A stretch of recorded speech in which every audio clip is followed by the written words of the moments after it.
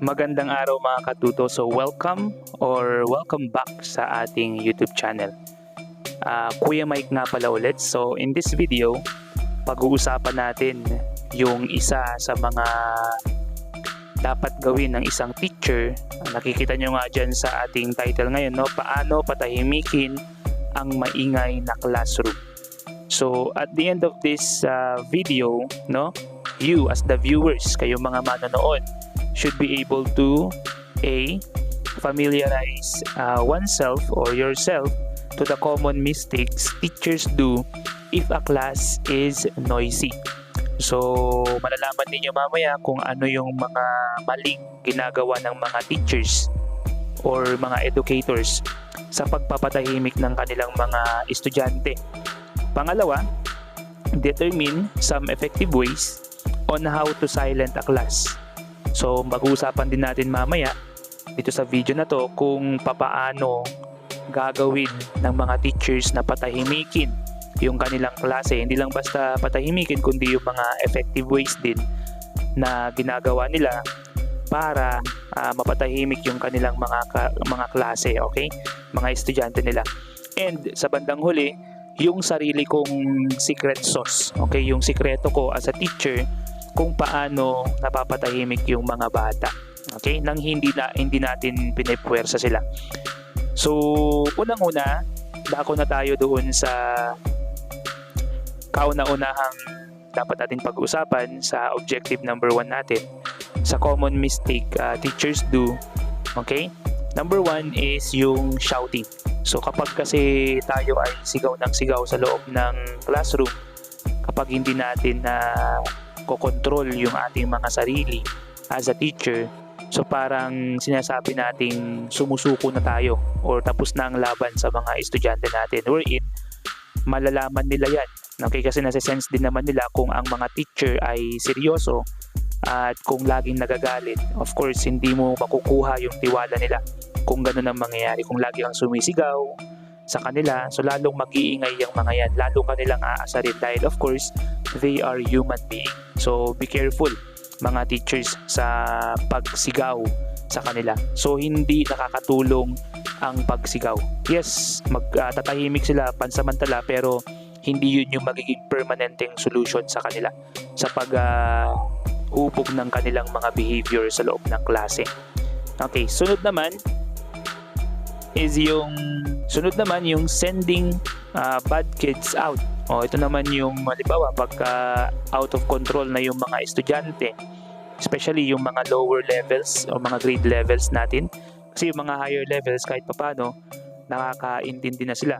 Pero yung mga lower levels na mga students, medyo mahirap pa silang umintindi ng instruction or maintindihan kung anong ginagawa sa klase. Kaya sigaw sila ng sigaw, nakikipaglaro sila, out of control sila, especially yung mga generation ng mga bata ngayon, no? So ang nagiging last resort ng teacher is pinapalabas. Kasi nga hindi nila kayang makontrol, so pinapalabas sila. So those are the common mistakes na ginagawa ng mga teachers, yung pagsigaw, at pangalawa, yung pagpapalabas ng estudyante sa klase. So wag natin gagawin yan. So ito yung mga dapat nating gawin, no?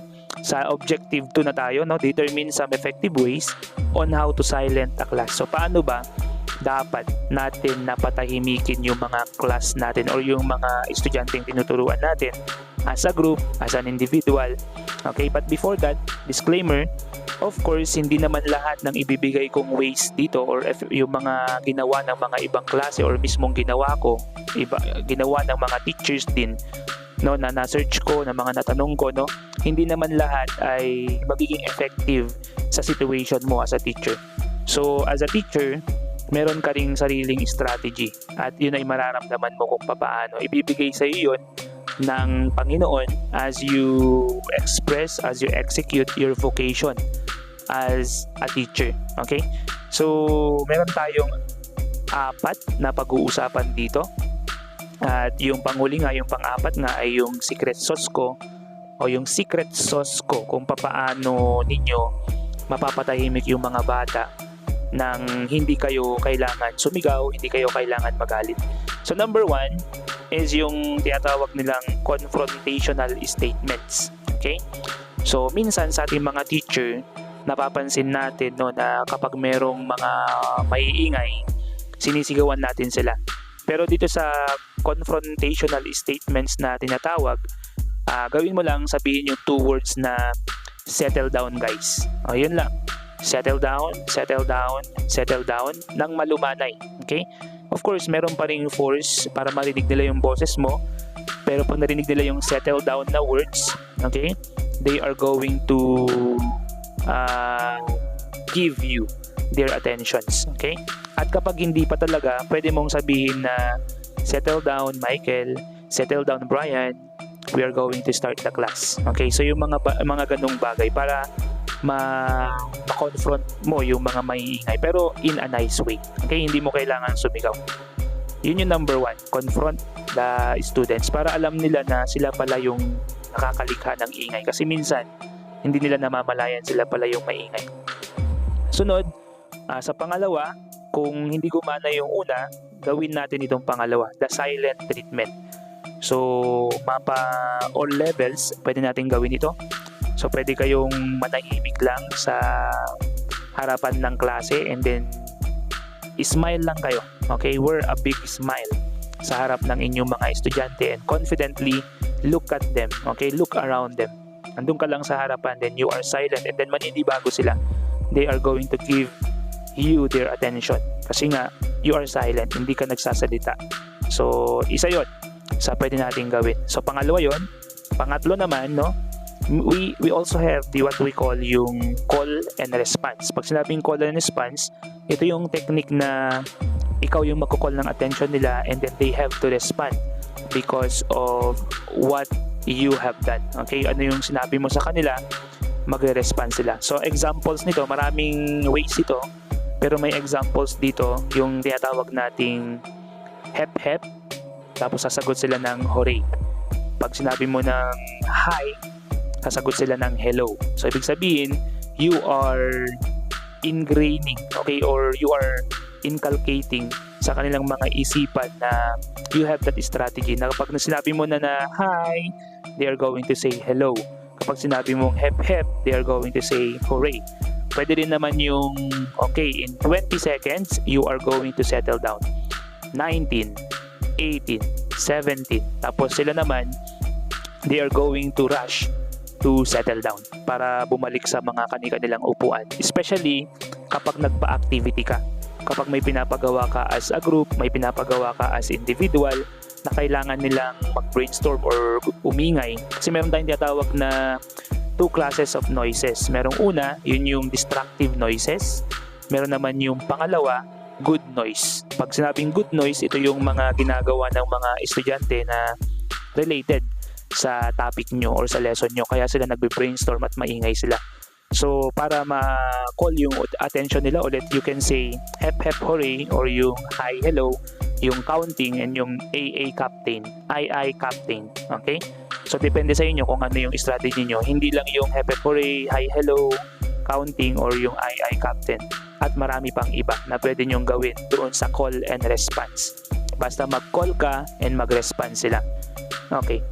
Pangapat naman is yung aking secret sauce. Ito yung pinakang ginagawa ko 80% of the day para mapatahimik yung klase natin. Because napaka-importante mga dear teachers, no? And yung mga practice teacher dyan na nakikinig. At yung mga yung student teacher pa lang, okay? Or yung nag-a-advance na ng mga teacher kung paano nyo mapapatahimik yung inyong mga estudyante. So, unang-una sa akin, sa unang day pa lang, I am building rapport or yung trust na tinatawag. Kasi pagka hindi nagtitiwala sa'yo yung estudyante, of course, malamang hindi kanya pakinggan. At kapag hindi kanya pinapakinggan, of course, ang mangyayari doon, hindi siya magpe-pay ng attention or magsasayang ng oras na makinig sa'yo at gagawa siya ng ibang gawain wherein pwede siya makipag-usap at mag-create ng noise at maging destructive sa classes. Okay? So you have to build rapport.